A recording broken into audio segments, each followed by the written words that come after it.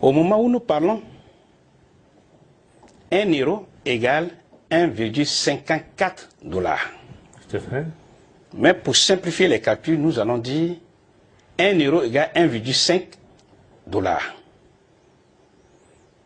Comme nous avons signé un pacte de colonialisme monétaire avec la France, nous sommes obligés de convertir 1,5 milliard de dollars d'abord en euros. Ce qui veut dire que pour l'obtenir en euros, on est obligé de diviser 1,5 milliard de dollars par 1,5, ce qui nous donne 1 milliard. 1 milliard d'euros. Ça veut dire qu'il y a 500 millions de dollars qui sont perdus. C'est grave ce que vous dites là. Ça, c'est le premier point. Deuxième perte,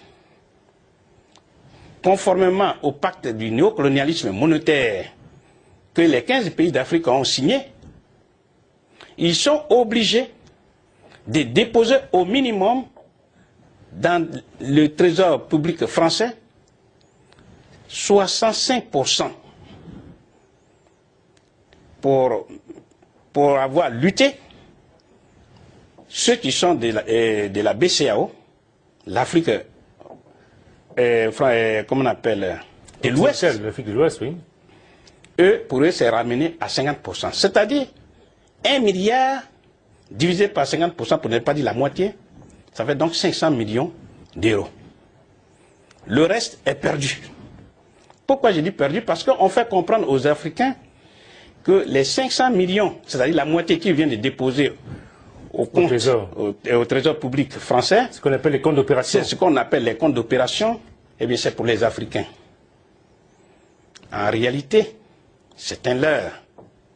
C'est du vol scientifiquement organisé par l'ancienne puissance colonisatrice, c'est-à-dire la France, qui en fait n'a jamais décolonisé, qui n'a jamais régné, qui n'a jamais renoncé à ce passé ignominieux, qui avilit non seulement les Africains, mais aussi le peuple français, au nom duquel son gouvernement fait ce qui est inadmissible.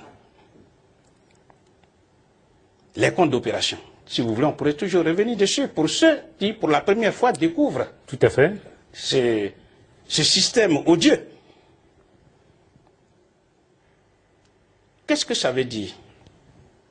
D'abord, peut-être pour aller plus loin, il faut dire, dans tous les pays du monde qui sont indépendants, souverains, la monnaie que ces pays-là utilisent relève de la compétence exclusive du Parlement, c'est-à-dire des représentants du peuple. Ou du peuple lui-même. Du peuple lui-même. Prenons le cas de la France, qui avait sa monnaie et qui a accepté d'utiliser l'euro, c'est-à-dire la devise européenne. Mais pour y parvenir, il a fallu consulter le peuple français.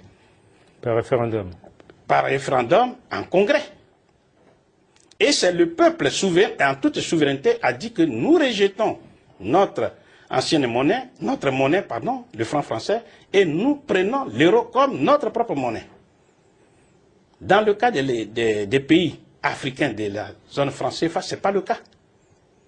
Parce que le franc CFA, qui veut dire le franc des colonies françaises d'Afrique, encore aujourd'hui, on essaie de maquiller en disant le franc de la coopération financière en Afrique, etc. Je ne rentrerai pas dans ce débat. Parce que le problème est trop sérieux. Il faut informer rationnellement nos compatriotes qu'on maintient volontairement dans l'ignorance pour mieux les piller. Donc je disais, le franc des colonies françaises d'Afrique a été inventé à partir d'un rien par la France. Et ceci, le 25 décembre 1945. On est au lendemain de la guerre. C'est-à-dire juste après la guerre. Pourquoi? Parce que la France a hérité de ce système-là du nazisme allemand. Parce que pendant que la France était occupée par les Allemands ont créé un marque qui était utilisable uniquement dans les territoires que cette Allemagne occupait, notamment en France. Ils ont dû également l'utiliser alors en Afrique, au Togo, au Cameroun. Par exemple. Mais je veux me polariser sur ce problème pour mieux faire comprendre à nos compatriotes le problème réel. D'accord. Donc, les Allemands ont utilisé ce marque, je dirais colonial, ici en France, mais qui n'a pas cours légal en Allemagne. C'est-à-dire que ce n'est pas utilisé en Allemagne. Et pendant que l'Allemagne inventait ce marque-là, un marque était égal à 10 francs français. Et quand elle a inventé ce marque colonial, elle l'a mis à partir d'un rien, de façon autoritaire, un marque égale 20 francs français. C'est-à-dire qu'il y a eu une dévaluation. Une dépréciation. Une dévaluation 100%. Puisque du simple, on passe au double. Et vous remarquerez, en 1994, c'est la photocopie conforme que la France a fait sur les Africains. C'est-à-dire, on est passé d'un franc français, qui était égal à 50 francs CFA, à 100 francs. Donc il y a eu une dévaluation, non pas de 50%, mais de 100%.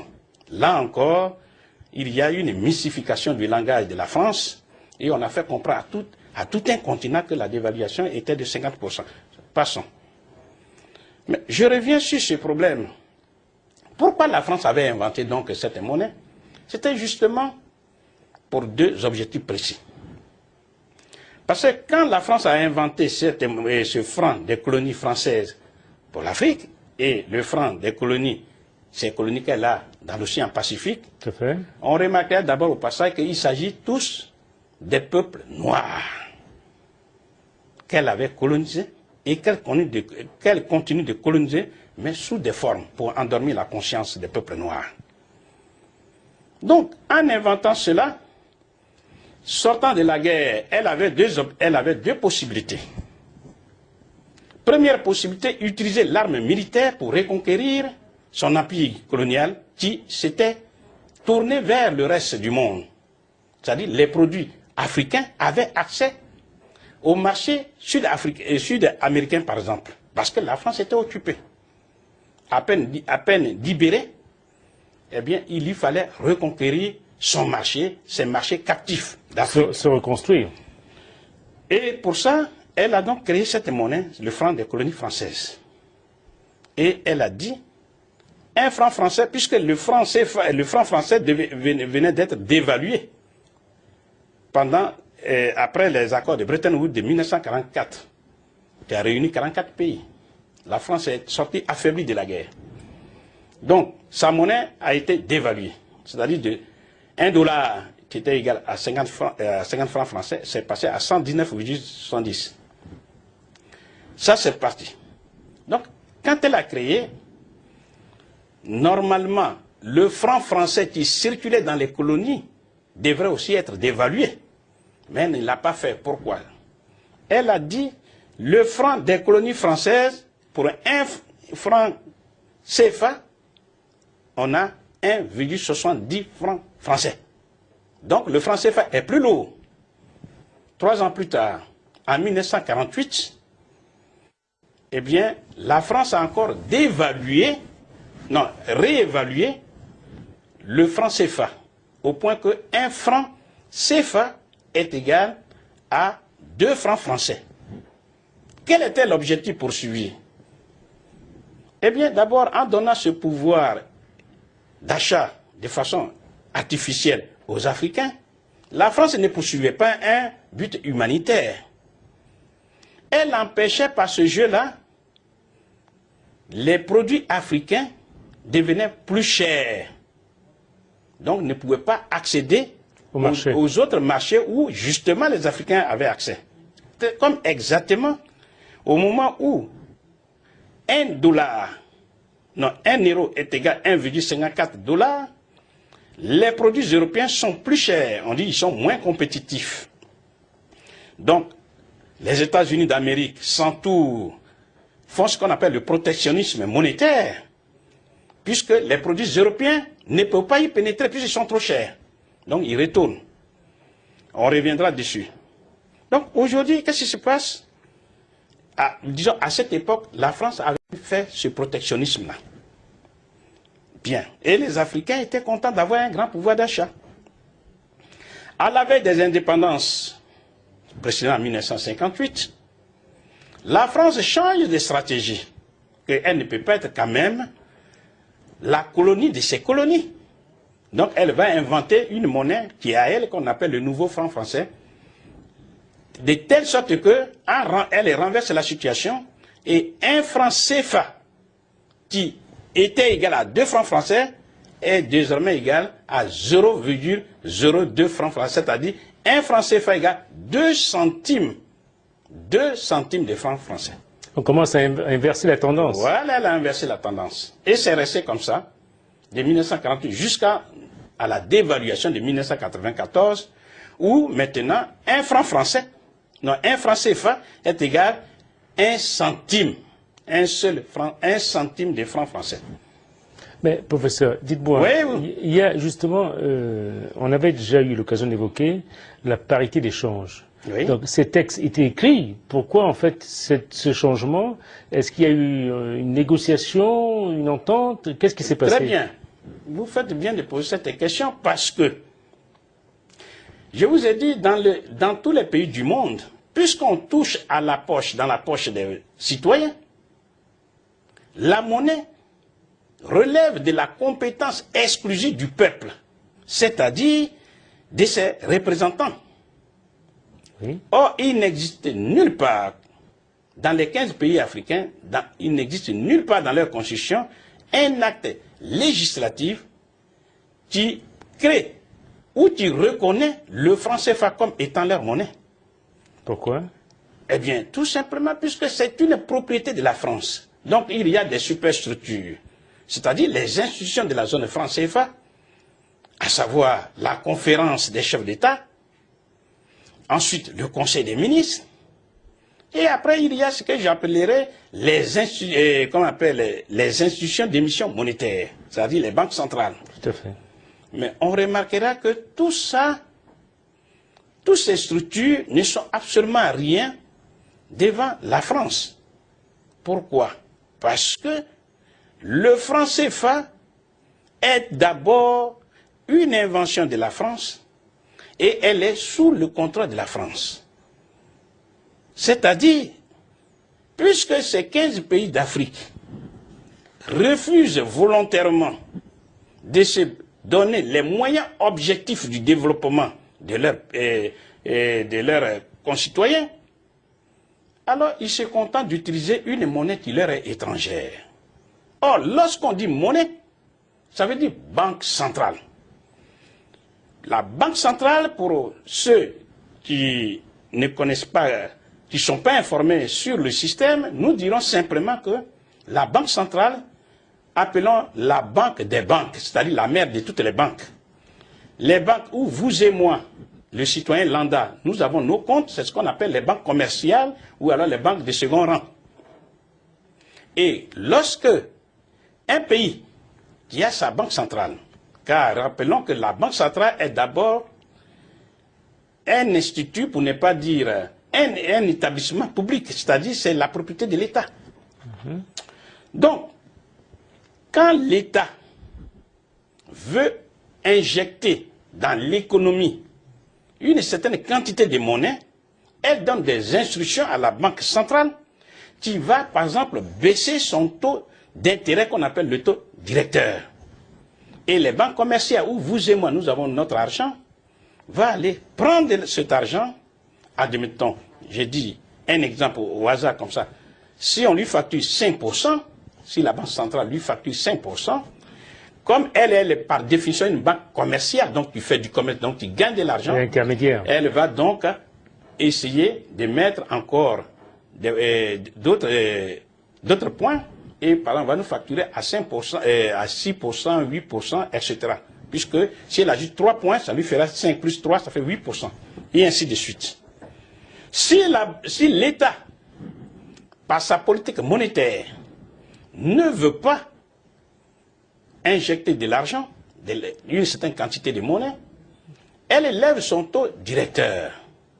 D'accord. À travers la Banque centrale, laquelle Banque centrale va encore facturer à un taux plus élevé, va contraindre les banques commerciales de facturer à leurs clients des taux d'intérêt plus élevés. Mais mieux, elle peut faire ce qu'on appelle un encadrement des crédits, ou alors faire ce qu'on appelle des crédits sélectifs, dire qu'on peut vous prêter de l'argent à condition que vous investissez dans tel secteur. Et il y a des moyens, il y a plusieurs moyens. Je ne voudrais pas passer le temps à expliquer tout ça à des téléspectateurs pour lesquels j'ai écrit. De toute façon, nous les renvoyons dans le livre. Ils auront l'occasion de découvrir tout cela. Oui, donc, professeur, vous avez parlé du cours de l'euro qui s'envole, en fait, en ce moment, qui pourrait atteindre, en fait, les 1,54. Il est actuellement 1,54. Il pourrait atteindre, en fait, 2 $. Dites-moi, professeur, quelle est la conséquence de cette inflation, comme on peut l'appeler ainsi, sur, justement, les citoyens lambda en Afrique? Voilà, disons, la conséquence est directe. Nous allons faire une supposition, et cette supposition, elle peut se réaliser après. On va supposer que 1 € égale 2 $. Et comme je l'ai dit, puisque ces 15 pays d'Afrique ont refusé l'indépendance monétaire, sont obligés de convertir d'abord en euros. Donc, s'ils ont fait une recette, admettons, de 2 milliards de $, ils passent d'abord par l'euro, donc ils vont diviser par 2. Parce que leurs ventes se font en dollars. Parce que la vente se fait en dollars. D'accord. Donc ils vont convertir en dollars, non, en euros, et ils vont avoir non pas 2 milliards, mais 1 milliard. Du coup, ils ont perdu 1 milliard de $. Dans l'hypothèse où 1 € égale 1 $. C'est incroyable cette affaire. Et c'est pas fini. Une fois ils ont ce milliard d'euros, ils vont déposer la moitié dans les comptes d'opération. Ah oui, pour garantir leurs achats. Voilà. C'est-à-dire que là encore, il y a ce que je pourrais appeler un mensonge scientifiquement élaboré par la France, puisque quand on parle de ce problème, les gens disent, mais la France garantit notre monnaie. Non. Ceux qui vont lire le livre auront le temps de comprendre. La France ne garantit rien. Ce sont les Africains eux-mêmes qui garantissent leur monnaie.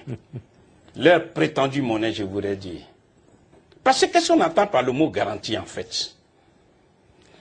Il y a dans le franc CFA, il y a ce qu'on appelle les 4 principes. Le principe de la libre convertibilité. Oui, tout à fait, on a vu ça. Des CFA, hier en francs français et maintenant en dollars, non, en euros. On dit la France prend l'engagement, s'engage à garantir cette libre convertibilité. C'est ça, on reviendra dessus.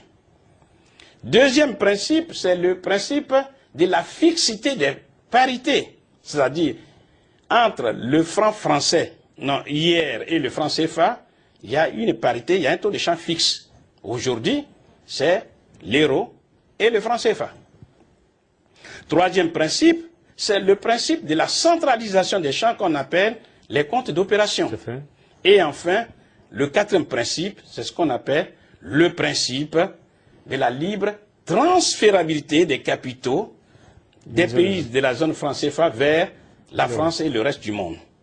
Ces 4 principes, d'une part, et les institutions dont j'ai parlé plus haut, c'est-à-dire la Banque centrale, ont été conçus à l'époque coloniale et tous convergent vers un même objectif, c'est-à-dire piller les richesses de l'Afrique au profit de la métropole.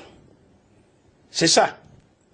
Donc, si on prend chacun de ces principes, contrairement à ce qu'on fait comprendre, tout ça, c'est toujours en faveur de la France. Prenons ce principe de la libre convertibilité. Si c'est pour convertir les francs CFA en euros, hier en francs français et en euros, on ne voit toujours pas quel est l'intérêt des Africains à vouloir hypothéquer leur avenir. Je prends un exemple. Je connais un agent de change ici, à la gare du Nord, un jeune Indien, qui me dit, il me donne la certitude que, quel que soit le montant des francs CFA avec lesquels je vais venir d'Afrique, il peut me les convertir. Il me donne la garantie qu'il peut les convertir moyennant perception des commissions, ce qui est normal. Tout à fait. C'est ce que la France a fait. Cette opération commerciale, est-ce que pour ça, on a besoin vraiment de se rendre ridicule jusqu'à même se laisser exploiter? Dépouiller. Maintenant, l'autre phase qu'on dit, la France garantit, parce que il y a possibilité pour les pays africains d'avoir un débit illimité, c'est-à-dire ils ont des comptes ici, qu'on appelle les comptes, ce sont des comptes courants, qui sont ouverts au Trésor public français et qui peuvent être débiteurs de façon illimitée. Là encore, c'est un mensonge. On les soupçonne d'être des mauvais gestionnaires. Non, c'est un mensonge parce que si votre banquier vous dit que vous pouvez avoir une ligne de crédit illimitée, ça veut dire que vous ne pouvez même pas aller chez un autre banquier puisque là, vous pouvez aller prendre des crédits de façon illimitée en plus. Ce qui n'est pas le cas. Il y a partout des créanciers des pays africains, de la zone franc CFA. Ça veut dire que ça, c'est encore un mensonge scientifiquement élaboré. Et je crois que ceux qui vont lire le livre auront le privilège de voir tous les détails. Ça, c'est le premier point. Le principe de la fixité des parités, c'est ça qui tue aujourd'hui les Africains. Puisque partout on chante, on glorifie la France en disant que voilà, grâce à la France, on a une monnaie forte. Grâce à la France, eh bien, on a une monnaie qui ne perd pas de la valeur, etc. Ouais. Il ne fluctue pas. Nous disons que tout ça encore, c'est de la mystification inutile, qui est là pour encore maintenir les Africains dans la dépendance. Pourquoi? Les pays du Maghreb, prenons le Maroc, prenons le cas de l'Algérie et tous ces pays-là. Aujourd'hui, pour un euro s'échange contre 9 dirhams, qui est la monnaie du Maroc. Les gens qui disent qu'ils ont une monnaie convertible et ils commencent à se vanter, eh bien, le Maroc, dont la monnaie n'est pas convertible, vient de signer un contrat de 3 milliards d'euros avec la même France. Et je rappelle que, contrairement à ce qu'on leur fait comprendre, que c'est parce qu'on a une monnaie convertie que ça va faire appel à des investissements directs étrangers qu'on appelle les IDE, là encore c'est un mensonge grossier. Parce que le premier pays apporteur des IDE en Afrique, précisément au Maroc, c'est bien la France.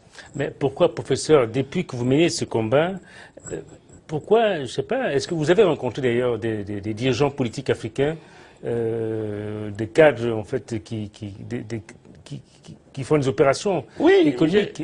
Disons que, vous savez que quand on mène un combat d'une telle ampleur, il ne faut pas toujours s'attendre à des facilités. Surtout, les difficultés viennent du côté de ceux-là pour lesquels nous luttons. J'ai rencontré effectivement des dirigeants. Je vais par exemple citer le cas du président Mathieu Kérékou du Bénin, qui m'a reçu un jour de 20h30 jusqu'à 23h. Et d'après lui, il n'avait jamais compris un système comme ça. Ça, c'est le premier point. Deuxième personne que j'ai rencontrée, prenons ATT, c'est-à-dire le président du Mali actuel, il a même le livre. On s'est rencontrés ici à Paris, je lui ai expliqué, il a le livre. J'ai rencontré à l'époque l'ancien gouverneur, M. Konan Bani, qui est un compatriote. J'ai été à Dakar, je lui ai donné le livre, il n'était pas là, on s'est rencontrés ici à Paris, et je lui ai rappelé, il a dit, ah, c'est toi qui as écrit le livre. Le français fait l'erreur contre l'Afrique. Il dit oui, il dit, mais moi-même je suis contre toi. Et puis on a rigolé, et puis c'est passé. J'ai rencontré aussi Jacob Zuma, on espère le futur président de l'Afrique du Sud. Il a le livre. Bon, je mène le combat, je fais ce que je peux pour dire, nulle part, on ne voit nulle part sur la terre un pays qui est sérieusement développé sans son indépendance monétaire. Ça n'existe pas. Pourquoi? Parce que l'indépendance politique et l'indépendance monétaire ou la souveraineté monétaire constituent les deux faces de la même médaille. Parce que c'est en utilisant sa monnaie qu'on permet au génie inventif, aux forces du travail de se mettre en mouvement de création des biens et services. C'est sur cette invitation... Et ce n'est que seulement cela qu'on peut affermir, on peut d'abord acquérir l'indépendance économique qui elle-même va raffermir l'indépendance politique.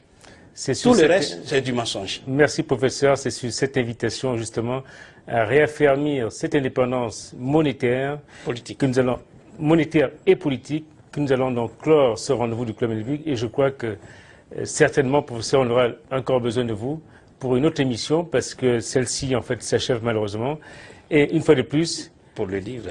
Pour le livre, en tout cas, j'invite ceux qui veulent rencontrer le professeur, en fait, Nicolas Gbowou, à venir au Salon du Livre à la Porte de Versailles, donc du 14 au 19 mars. Mais aussi, voilà, une fois de plus, sur le site menebic.com, vous aurez l'occasion de converser avec le professeur Nicolas Gbowou. Le franc CFA et l'euro contre l'Afrique. Merci une fois de plus et à bientôt. Merci. Merci de m'avoir invité.